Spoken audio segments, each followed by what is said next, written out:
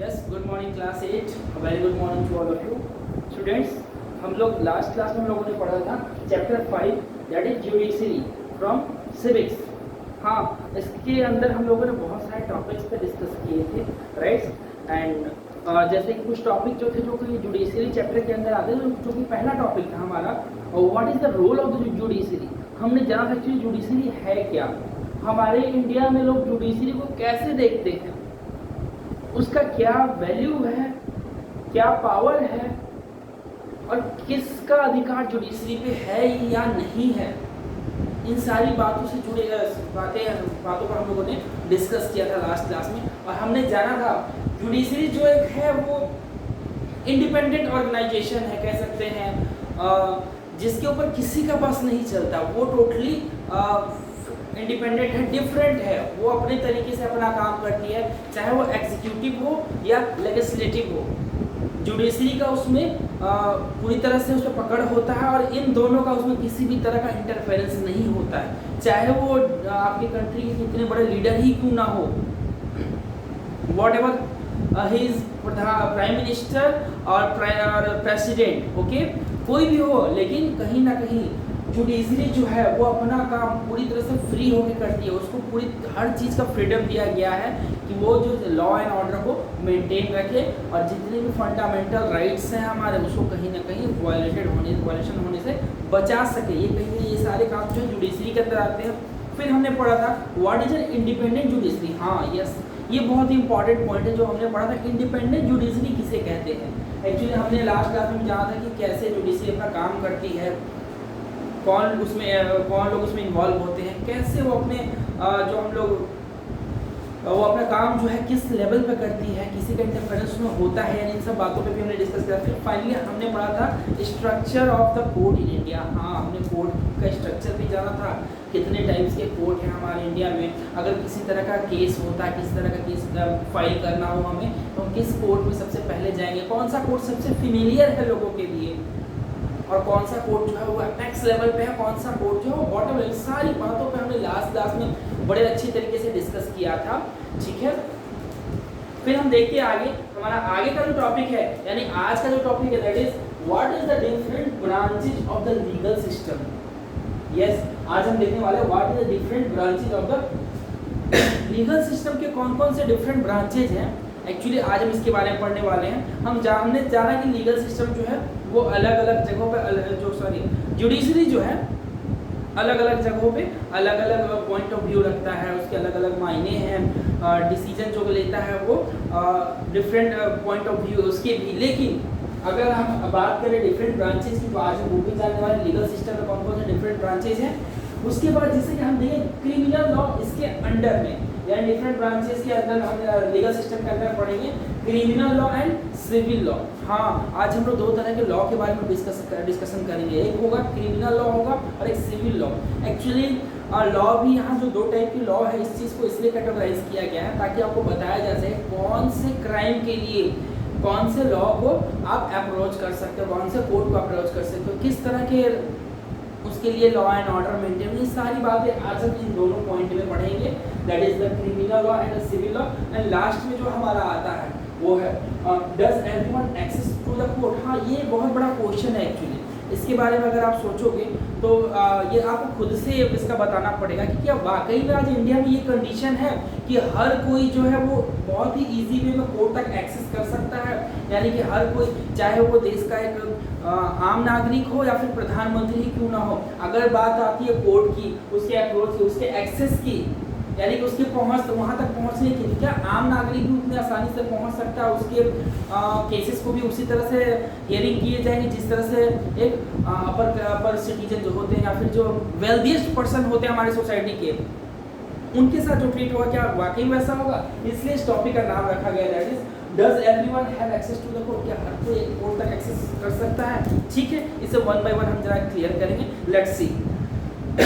आज का जो हमारा पहला टॉपिक है that is what is the different branches of the legal system. हाँ, लीगल सिस्टम के डिफरेंट ब्रांचेस के बारे में पहले आज हम लोग देख लें कह रहा है the every case of the dowry that fall within what is considered a crime against the society and violation of the criminal law. अभी हमने अगर लास्ट क्लास में एक स्टोरी पढ़ा था, उसमें हम लोगों ने जाना था कि कैसे डॉरी डेथ जितने भी हो रहे हैं हमारे देश में, ठीक है, आए दिन ये बहुत ही कॉमन इशू है। कह रहा था every case of the dowry death fall within what is considered a crime against society and the violation of the criminal law.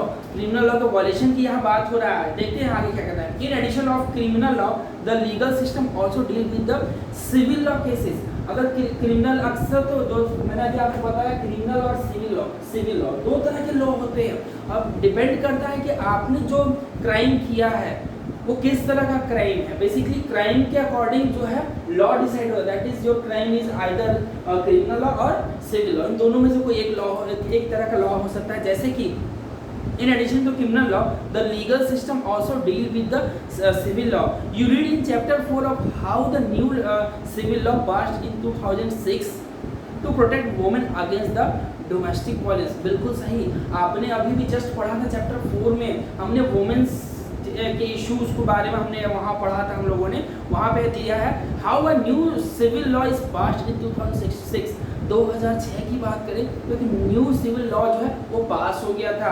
किसके regarding? To protect women against the domestic violence. हाँ, जहाँ women's के जो domestic violence होते हैं उसको लेके, उसके प्रोटेक्शन को लेके एक तरह का सिविल लॉ है, उसे पास किया गया था 2006 में। Look at the following table to understand some of the significant difference between the criminal law and civil law. हाँ, आपके बुक में टेबल दिया हुआ है इन पेज नंबर 60। आप अच्छे से देखो, उसमें अच्छे से समझ में आएगा एक्चुअली क्रिमिनल लॉ में क्या क्या कंसीडर होते हैं एंड सिविल लॉ की बात करें तो उसके दायरे में उसके तरफ कौन कौन सी चीजें आती है। एक बार वन बाय वन देखें। नंबर 1 देखते हैं क्रिमिनल लॉ में क्या है। पहले लेट्स सी,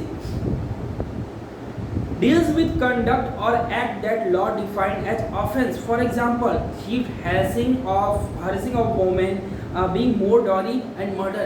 Yes, इस तरह के जितने भी क्राइम है वो बेसिकली हमारे क्रिमिनल लॉ के अंदर में आते हैं। हाँ, आपको पूछेगा कि क्रिमिनल लॉ कैसे डिसाइड होगा कि आपने जो काम, जैसे आपने चोरी किया, वो कौन सा लॉ के अंतर्गत आएगा, किसके अंडर में आएगा, कैसे डिसाइड होगा? तो मैं आपको बता दूं, deal with the conduct or act the law defined as offence. हाँ, ऑफेंस के अकॉर्डिंग आपका जो लॉ है वो एक्ट है वो डिफाइंड हुआ है। कैसे? जैसे एग्जांपल के तौर पर देखते हैं, थिफ्ट, हैरेसिंग ऑफ वुमेन, हाँ, चोरी करना, महिलाओं के साथ कहीं ना कहीं बदसलूकी करना, टू ब्रिंग मोर डॉरी और मर्डर, हाँ, महिलाओं के डॉरी के दहेज के लालच में महिलाओं के साथ बदसलूकी करना और मर्डर करना या फिर चोरी करना, ये सब कहीं ना कहीं क्रिमिनल लॉ के अंतर्गत आते हैं। बट अगर सिविल लॉ की बात करें तो नंबर 1 में देखते हैं, deal with in any harm और injury to rights of individual. अच्छा, किसी भी तरह का इंडिविजुअल के राइट्स को अगर आप ठेस पहुंचाते हैं, चोट पहुंचाते हैं, उसे वायलेशन के अंडर में लाते हैं, तो ये सिविल लॉ के ऑफेंस में आएगा। कैसे? For example, dispute relating to sale of land. हाँ, जमीन की अगर खरीद बिक्री की बात करें तो कहीं ना कहीं उसके अगर डिस्प्यूट, उसमें कहीं कुछ डिस्प्यूट आ जाए तो वो कहीं ना कहीं सिविल लॉ के अंदर में आता है। इतना ही नहीं, purchase of goods, rent matter, divorce cases, ये जो भी केसेस हैं वो कहीं ना कहीं सिविल लॉ के अंदर में आते हैं। लेकिन अगर बात करें मर्डर की, डॉरी सिस्टम की, ठीक है, थीफ्ट की, ये सारी जो है क्रिमिनल ऑफेंस के अकॉर्डिंग ये क्रिमिनल लॉ में इसको कैटेगराइज किया गया। ठीक है, नंबर 2 देखते हैं। It is usually being with the lodging of an first information report. हाँ, अब आता है, आपने अक्सर सुना होगा FIR के बारे में सुना, आप अक्सर केस के रिगार्डिंग या फिर कभी पुलिस स्टेशन जाते हैं, आप FIR रिपोर्ट करते हैं, ठीक है, जिसका फुल फॉर्म होता है फर्स्ट इंफॉर्मेशन रिपोर्ट। हाँ, usually being with the lodging of an first information report with the police who investigate the crime after which case is find. इसके बाद क्या होता है कि आप क्रिमिनल लॉ के अकॉर्डिंग FIR करते हैं किसी भी पुलिस स्टेशन में, और पुलिस जो है, जिसे हम फर्स्ट इंफॉर्मेशन रिपोर्ट भी कहते हैं, और पुलिस उसके तहत क्या करती है, उस पर्टिकुलर केस, पर्टिकुलर इशू पे इन्वेस्टिगेट करती है, उसको इन्वेस्टिगेट करती है, इन्वेस्टिगेशन होता है। ठीक है, इसी का नंबर 2 अगर हम सिविल लॉ की बात करें तो देखते हैं, इसमें पाते हैं, a petition has to be filed before the relevant court by the affected party only in a rent matter, either the landlord or the tenant can be file case। हाँ, और इसमें क्या होता है कि जैसे कभी रेंट से रिलेटेड कोई इशू आता है, ठीक है, तो उसमें क्या होता है, petition has to be file, इसमें एक पिटीशन फाइल किया जाता है जिसमें क्या होता है before the relevant court by the affected party only. हाँ, जो पार्टी अफेक्टेड होती है अक्सर वो क्या कहते हैं पिटीशन दायर करती है सिविल कोर्ट में, जिसके तहत वो अपने प्रॉब्लम्स को रखती है। और अक्सर ये मैटर होता है इन अ रेंट मैटर या आइदर इन अ लैंडलॉर्ड और अ टेनेंट, यानी किराएदार जो होता है कहीं ना कहीं सब इससे जुड़े जितने भी मामले होते हैं वो सिविल लॉ के अकॉर्डिंग फाइल किए जाते हैं। Number 3, if found guilty the accused can be sent to jail and also fine. अगर हाँ इन सब किसी पर्टिकुलर केस क्राइम के लिए अगर आप दोषी करार दिए जाते हो तो आपके साथ ऐसा भी हो सकता है कि आपको या तो जेल भेज दिया जाएगा या फिर आप पे फाइन भी चार्ज किया जा सकता है। लेकिन सिविल लॉ के अकॉर्डिंग क्या होता है जरा वो देखते हैं। The court gives a specific relief ask for instance. हाँ, कभी कभी क्या कहता है कि कोर्ट जो है रियायत भी देती है किसी किसी मामले में। अगर सिविल लॉ के तहत अगर हम इसे देखें तो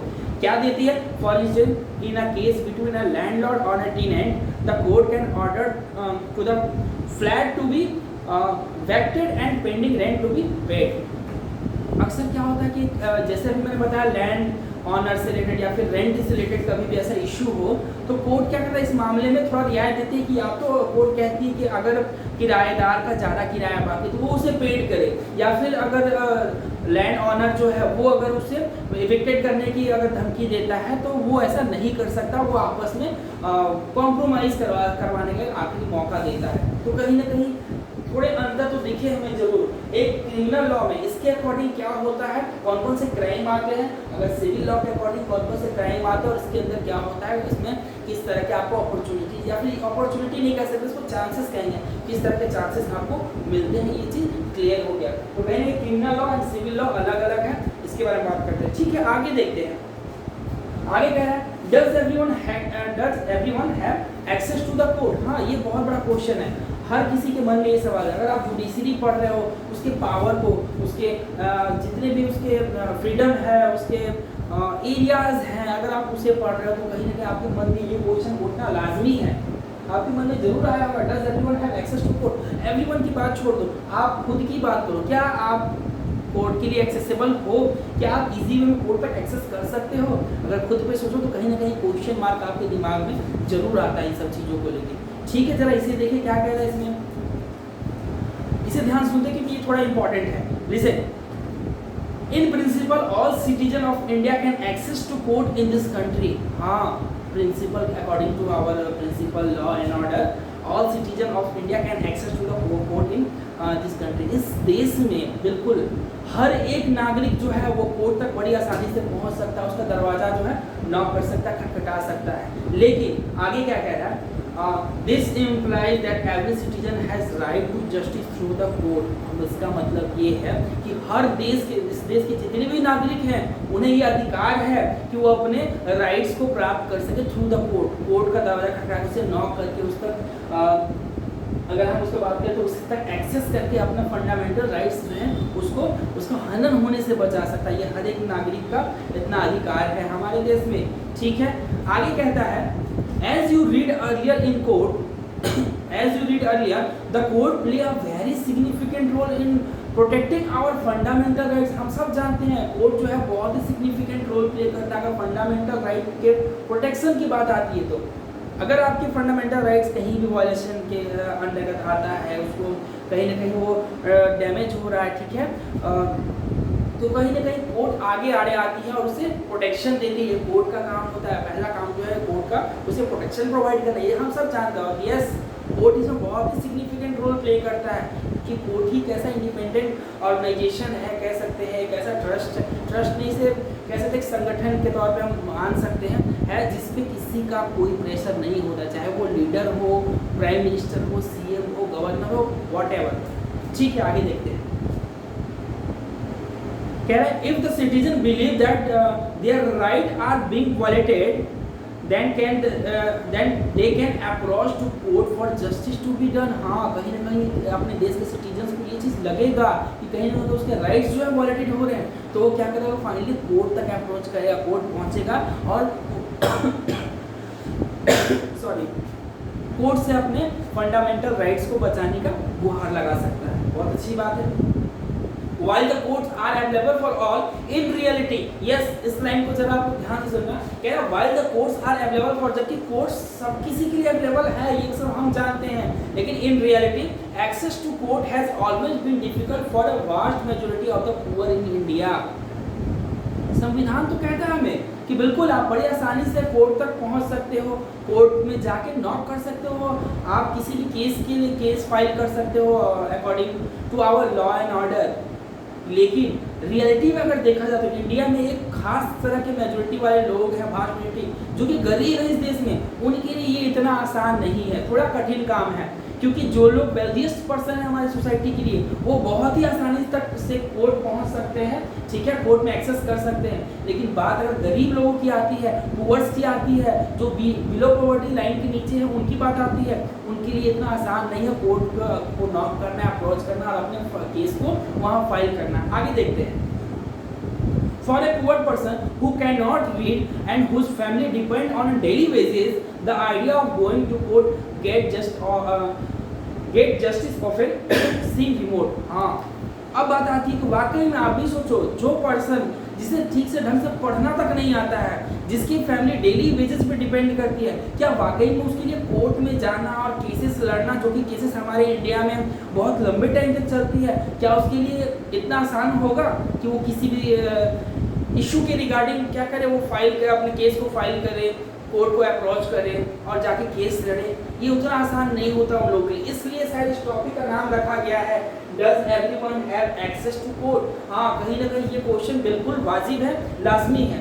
ये अगर आप भी सोचोगे तो कहीं ना कहीं आपके लिए हो सकता है बहुत ही आसान हो कोर्ट में अप्रोच करना, उसे उसमें अपने इश्यूज को अराइज करना। लेकिन वाकई में आज भी देश में ऐसे बहुत सारे गरीब लोग हैं जो इस बारे में 10 बार सोचते हैं कि वाकई में कोर्ट जाना मेरे लिए सही होगा भी या नहीं, बिकॉज वो डेली वेजेस वाले पर्सन होते हैं, उनके लिए इतने पैसे नहीं हैं या इतना टाइम उनके लिए नहीं है कि वो कोर्ट में जाके अपने केसेस को जो है उसको लड़ सके, आगे कर सके। ठीक है,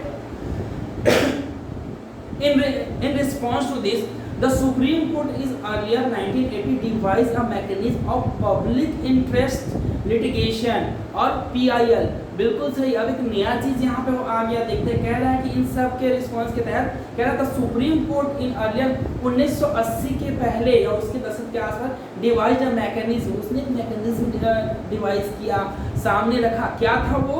ऑफ पब्लिक इंटरेस्ट लिटिगेशन, जिसे PIL के नाम से जानते हैं। अक्सर आपने सुना होगा कि कोर्ट में PIL दायर कर दिया उसने। ठीक है, देखते हैं क्या है। To increase access to justice, हाँ, हर किसी तक आसानी से न्याय पहुंचाने के लिए इस चीज को डिवाइज किया गया, कहीं ना कहीं PIL सुप्रीम कोर्ट ने इसे डिवाइज किया। इसका क्या मीनिंग है जरा उसे देखते हैं। आप चाहो तो पेंसिल से पॉइंट आउट भी कर सकते हो। इट अलाउ एनी इंडिविजुअल और organisation to file a PIL in the high court और the supreme court on behalf of those who right being be violated. बिल्कुल सही बात है। PIL का मतलब ये होता है कि ये आपको इस चीज के अलाउ करता है। क्या? इट अलाउ एनी इंडिविजुअल, किसी भी व्यक्तिगत को, किसी भी व्यक्तिगत पर्सन हो सकता है, किसी भी पर्टिकुलर पर्सन को अलाउ और ऑर्गेनाइजेशन या फिर किसी भी ऑर्गेनाइजेशन को PIL हाई कोर्ट या सुप्रीम कोर्ट में दाखिल करने का इजाज़त देता है। किसके बिहाफ में? अगर आपको लगता है कि कहीं पे भी फंडामेंटल राइट्स जो हैं वो उसका हनन हो रहा है, उसकी अवमानना की जा रही है, तो कहीं ना कहीं आप PIL दायर कर सकते किसी के बिहाफ में, किसी भी इंडिविजुअल के बिहाफ में। कह रहा है इट अलाउ एनी इंडिविजुअल और organisation to file a PIL in high court or supreme court. ठीक है, किसी भी इंडिविजुअल को यह अधिकार है कि वो हाई कोर्ट या सुप्रीम कोर्ट में PIL दाखिल कर सकता है, दायर कर सकता है। ठीक है, चाहे वो कोई पर्टिकुलर पर्सन हो या फिर ऑर्गेनाइजेशन ही क्यों ना हो। ठीक है, हाई कोर्ट या supreme court on behalf of those, यहाँ पॉइंट है on behalf of those whose right will be violated. अगर आपको लगता है राइट जो है वॉलेटेड हो रहा है, ठीक है, और वो अप्रोच कर पाने में, एक्सेस कर पाने में कोर्ट तक वो समर्थ नहीं हो पा रहा है, उसके बिहाफ में आप एक PIL दायर कर सकते हो। ये राइट्स आपको कोर्ट ने प्रोवाइड किया, सुप्रीम कोर्ट ने 1980 के पहले। ठीक है, आगे देखते हैं। The legal process was gently simplified and even a letter on और telegraph address to the supreme court और high court would be treated as PIL। और एक और अच्छी बात यहाँ सामने उभर कर आई है, कह रहा है इसी तरह the legal process was gently simplified and even a letter on telegram। जो आपके लीगल प्रोसेस हैं, ठीक है, वाज ग्रेटली सिंप्लीफाई, इससे और भी आसान, इससे और भी सरल करने के लिए एक और स्टेप उठाया गया, और वो क्या है, इवन अ लेटर और telegram address to the supreme court और high court could be treated as PIL। आपको सुप्रीम कोर्ट या हाई कोर्ट जाने की जरूरत नहीं है, आप एक लेटर एड्रेस कर दो सुप्रीम कोर्ट या हाई कोर्ट के नाम से, या फिर एक टेलीग्राम आप डाल दो सुप्रीम कोर्ट या हाई कोर्ट के नाम से, और अपने इशूज उस पर जो आप मेंशन कर दो, तो कहीं ना कहीं उसे PIL मानकर उसे एक्सेप्ट कर लिया जाएगा। सुप्रीम कोर्ट ने इतना आसान कर दिया है हर किसी के लिए, बस जानकारी के अभाव में, नॉलेज के अभाव में हम इससे वंचित रह जाते हैं। जो गरीब मजदूर वर्ग के लोग हैं वो इसकी जानकारी के अभाव में वंचित रह जाते हैं, जिसका वो लाभ नहीं उठा पाते हैं। सुप्रीम कोर्ट ने आपको इतना फायदा पहुंचाया है, इतना हेल्प कर दिया है कि अगर आप सुप्रीम कोर्ट तक एक्सेस नहीं हो पाते हो, जैसे आपका केस किसी पर्टिकुलर डिस्ट्रिक्ट में चल रहा है या पर्टिकुलर स्टेट में चल रहा है, आप यहाँ के जो रिजल्ट है, जो जस्टिस हुआ आपके साथ, उससे आप सेटिस्फाइड नहीं हो, आप कहीं ना कहीं सुप्रीम कोर्ट अप्रोच करना चाहते हो, एक्सेस करना चाहते हो, जरूरी नहीं कि आप न्यू दिल्ली सुप्रीम कोर्ट में जाओ, वहाँ पे PIL फाइल करो, आप एक लेटर भी एड्रेस कर सकते हो सुप्रीम कोर्ट के नाम से, आप एक टेलीग्राम जो है वो भी एड्रेस कर सकते हो सुप्रीम कोर्ट के नाम से, तो भी वो आपको PIL समझकर एक्सेप्ट कर लिया जाएगा। बहुत अच्छी बात है। In the earliest year, PIL was used to secure justice on a large number of issues such as rescuing bonded labor from the inhuman work condition। हाँ, पहले के टाइम में जो PIL होता था बेसिकली किस चीज़ के लिए लाया गया था? In the early year, PIL was used to secure justice। किनके जस्टिस के लिए? अक्सर पहले के टाइम में जो PIL है किसके justice on a large number of issue, बड़े पैमाने जो इश्यूज होते हैं, रेस्क्यू बॉन्डेड लेबर, हाँ, जो जिसे हम हिंदी में कहते हैं बंधुआ मजदूर, जो कहते हैं बंधुआ मजदूर जो है उनके इश्यूज को लेकर पहले के जमाने में अक्सर PIL दायर किए जाते थे फ्रॉम इनह्यूमन वर्क कंडीशन, हाँ, जिसमें अमानवीय जो वर्क कंडीशन में जो बंधुआ मजदूर काम कर रहे हैं, तो उनके रिगार्डिंग में अक्सर लोग पहले PIL दायर किया करते थे उनके लिए। And securing the release of prison of Bihar who have been kept in jail even after their punishment term and condition was even complete. हाँ, इतना ही नहीं, आप सोच सकते हो बिहार में ऐसे भी बहुत सारे कैदी थे जिनकी जेल में जो है उनका कैद सजा का जो टाइम है वो खत्म हो चुका था, फिर भी उनको बंदी बनाकर रखा जाता था, उस जेल में बंदी बना के फिर कैसे कैद करके रखा जाता था, उसके लिए अक्सर PIL दायर करते हुए पहले देखा गया था। Okay, sorry. Did you know that the midday meal and the children now receive the government aided school? It's because of PIL। का आपको पता है PIL के कारण ही आज जितने भी बच्चे मिड डे मील स्कूल में स्कूल वगैरह में जो MDM का फायदा उठा पा रहे, कहीं ना कहीं PIL की वजह से। कह रहा है did you know that the mid day meal that children now receive in government aided school, सरकारी और अर्ध सरकारी या सरकारी मान्यता प्राप्त स्कूल में आज जो मिड डे मील प्रोवाइड किया जा रहा है, कहीं ना कहीं इज बिकॉज ऑफ PIL के चलते हो पाया। आपको क्या पता है ये चीज? See the photo on the right of the read and text below, understand how this came about। आप अगर यहाँ फोटोज हैं उसे देखोगे और समझ में आया कैसे जो है ये मिड डे मील तक जो या फिर इस तरह की योजनाएं जो हम तक पहुँचती है, आप नंबर 1 2 3 4 देखिए, इस चीज को डिसाइड कर सकते हो। ठीक है, आगे आते हैं। यस, अब आगे की ओर बढ़ते हैं। आगे में कह रहा है for the common person access to court is access to justice. हाँ, किसी भी सामान्य इंसान के लिए ये माना जाता है कि अगर वो कोर्ट पहुंचा तो कहीं ना कहीं वो न्याय भी उसे मिलेगा। ये बात बिल्कुल लोगों के मन में इस बात को रखेगा, अगर मैं कोर्ट जा रहा हूँ तो कहीं ना कहीं इस उम्मीद में जा रहा हूँ कि मुझे न्याय मिल सकेगा। और कह रहा है the court exercise is a crucial role in interpreting the fundamental rights of citizen, and as you see in the above case। अब यहाँ जो कह रहा है the court exercise a crucial, court भी जो है वो बहुत ही क्रूशियल रोल प्ले करता है किस चीज के? इंटरप्रेटिंग मतलब होता है इंटरप्रेटिंग मतलब व्याख्या करना, किस चीज की व्याख्या? The fundamental rights of citizen as you see in the. हाँ, अगर हम बात करें मिड डे मील की तरफ बात करें तो कहीं ना कहीं मिड डे मील बच्चों का ये राइट है अकॉर्डिंग टू गवर्नमेंट, तो इसकी भी व्याख्या कहीं ना कहीं कोर्ट करता है और उसे इस चीज़ का ध्यान भी रखता है कि हाँ वाकई में जो जितनी फैसिलिटीज है, स्कीम्स है, बच्चों तक पहुँच पा रही कि नहीं, या इन तरह की जितने भी फंडामेंटल फंडामेंटल राइट्स की बात आती है, सिटीजन के फंडामेंटल राइट्स, उसका जो है व्याख्या कोड करता है कौन सा राइट्स क्या है और किसका किस तरह से पालन होना चाहिए। आगे देखते हैं कि ये कह रहा है article 21 of the constitution on the right to life to include the right of food. हाँ, आर्टिकल 21 की अगर बात करें तो कहीं ना कहीं इसमें जीवन का अधिकार तो है ही, साथ साथ to include the right to food, हाँ भोजन का अधिकार, यानी कि आपको कहीं ना कहीं अधिकार है कि आप भोजन को भी सामान्य तौर पर प्राप्त कर सके। They therefore order to state to take certain step to provide food all including the mid day meal scheme. और इसके तहत कहीं ना कहीं कोर्ट ने ऑर्डर दिया है कि जितने भी सरकारी स्कूल हैं हमारे देश में, उनका ये दायित्व है कि वो मिड डे मील बच्चों को प्रोवाइड करा सके। कह रहा order state to take in certain step provide food for all including the mid day meal scheme. आगे की अगर बात करें, however there are also court judgment that people believe work against to best interest of the common person. हाँ, अब आगे हम न्याय की बात करें, जो जुडिशरी की बात करें, फिर से हम आते हैं तो कह रहा है however there are also court judgment that people believe work against the best interest of the common person. For example, activists who work on the issue to concerning the right to shelter of house for poor believe that in the recent judgment of evicted for a cry in earlier judgment. हाँ, कभी कभी लोगों का क्या मानना होता है, लोग भी इसके लिए इस उम्मीद में रहते हैं कहीं ना कहीं कोर्ट से हमें न्याय की उम्मीद में लोग कुछ ऐसा भी करते हैं। कह रहा है फॉर एग्जाम्पल के तौर पर देखिए तो एक्टिविस्ट मतलब होता है सक्रियवादी जो होते हैं, जो कि हमेशा किसी भी मोमेंट के लिए एक्टिव होते हैं, सोसाइटी में बहुत बढ़ चढ़ कर काम करते हैं, सक्रिय होते हैं चाहे वो किसी भी चीज़ के लिए हो, ठीक है। Activist who work on issue of concerning the right to shelter of housing. हाँ, बहुत सारे लोगों को अधिकार है right to shelter of housing के तहत उन्हें घर प्रोवाइड किया जा सके।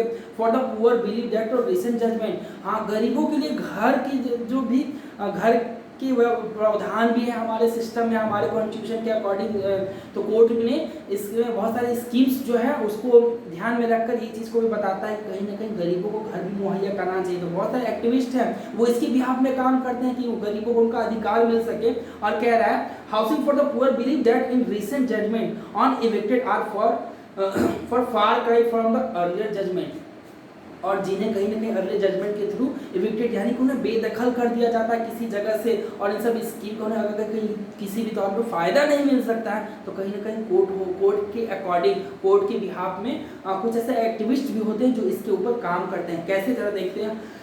कह रहा while rent judgment tend to view in the slum dweller as encroaching in the city.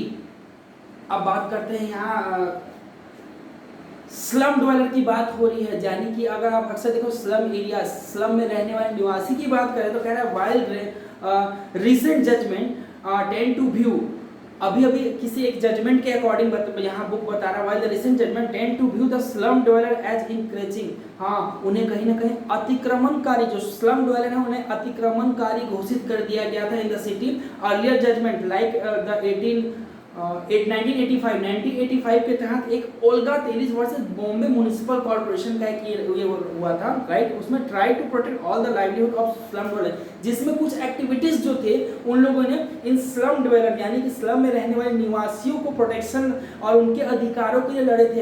एक बार की बात है कि कोर्ट में इस PIL दाखिल किया गया था कि जो स्लम एरिया वाले हैं वो उस एरिया को अतिक्रमण करके वहाँ जबरदस्ती घुस गए हैं और वहाँ रहते हैं, और इसके बिहाफ में कोर्ट ने फैसला सुनाया था कि उन्हें यहाँ से बेदखल कर दिया जाए। लेकिन वो गरीब हैं, वो स्लम ड्वेलर हैं, ठीक है, पुअर भी पर्सन है, उसके बिहाफ में ये लोग जो है कहीं ना कहीं कोर्ट में PIL दाखिल करके, या ये कह सकते हैं कोर्ट में फाइल करके इनके हक के लिए, इनके protect the livelihood of slum dwellers, कहीं ना कहीं उनके लाइवलीहुड को बचाने के लिए कुछ एक्टिविटीज जो है सामने आई। तो कहीं ना कहीं ये सब पॉसिबल हो पाया according to our constitution and rule and yes the interference of the judiciary. आगे देखते हैं another issue that affect the common person access to justice in inordinately long number of years and court take care of the cases। हाँ, अब यहाँ कहता है एक और इशू है जिसका बहुत बड़ा प्रभाव पड़ा है। क्या है? another issue that affect the common person access to judiciary in inordinately long number of years that count take a hear case। हाँ, आप जैसे अभी मैंने क्वेश्चन किया कि does everyone access to the court, बिल्कुल सही है, क्या हर कोई कोर्ट तक पहुंच सकता है बड़ी आसानी से, लेकिन ऐसा नहीं है। इसका एक और कारण यह भी है कि कोर्ट में अक्सर आपने सुना होगा बहुत केसेस के जो हियरिंग होती है, सुनवाई होती है, वो बहुत लंबे समय तक चलती है। अब वैसे में अगर हम बात करें किसी गरीब और मजदूर की बात करें, क्या आपको वाकई में लगता है कोई गरीब और मजदूर जो है जो लंबे समय तक कोर्ट को अपना इतना समय दे सकता है, जो डेली वेजेस पे काम करने वाला वर्कर है, वो इतने लॉन्ग हियरिंग केसेस में इन्वॉल्व होकर उसके केस को लड़ना चाहेगा? तो कहीं ना कहीं उस कंडीशन में अक्सर ऐसे जो पुअर पर्सन होते हैं वो पीछे हो जाते हैं और वो कोर्ट तक एक्सेस होना पसंद नहीं करते, क्योंकि उन्हें पता होता है कि मेरा जो केस है वो टोटली टिपिकल है, थोड़ा डिफरेंट है, थोड़ा कॉम्प्लेक्स इसमें है।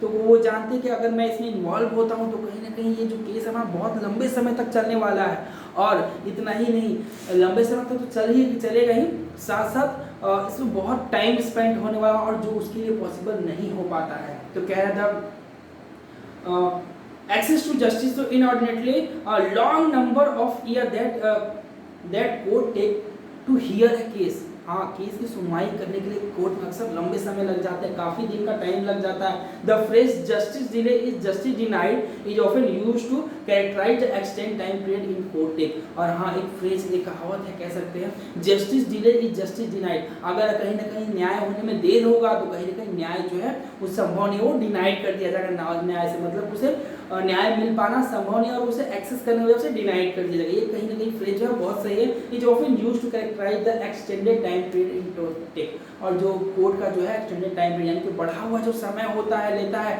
उसमें इस तरह के फ्रेजेस इस्तेमाल किए जाते हैं। कहा जाता है अक्सर कि कोर्ट में अगर लंबा समय मिला तो कहीं ना कहीं न्याय की उम्मीद आप नहीं कर सकते, न्याय की उम्मीद करना बेकार है, क्योंकि इतना लंबा टाइम बहुत ही कम लोग होते हैं जो उसमें एक्सेस हो पाते हैं और उसमें टाइम दे पाते हैं और फाइनली कोर्ट के रिजल्ट तक, कोर्ट के फैसले तक पहुंच पाते हैं।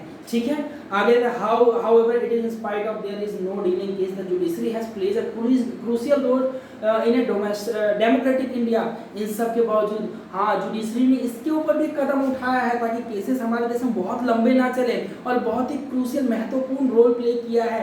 किस चीज में देखते हैं, delaying the justice has played crucial role in democratic India, serving a check on the power of executive and legislative as well as in protecting fundamental rights of citizen। यहाँ बात फिर से वही है, अभी मैंने आपको जिक्र किया था, यहाँ कह रहा है played crucial role to democratic India serving as a check on the power of executive and legislative. कहीं ना कहीं एग्जीक्यूटिव एंड लेजिस्लेटिव की पावर का भी इस चीज में ध्यान रखा जाता है, as well as in the protecting fundamental rights of citizen. और सिटीजन की जो फंडामेंटल राइट्स है इसका भी ध्यान दिया जाता है थ्रू द कोर्ट। इन सब चीज़ों को ध्यान रखते हुए क्या होता है, अक्सर आपने सुना होगा जो लीडर होते हैं, जो वेल्थिएस्ट पर्सन होते हैं, जो बड़े बड़े लोग होते हैं सोसाइटी के, वो कहीं ना कहीं केस बहुत आसानी से जीत जाते हैं।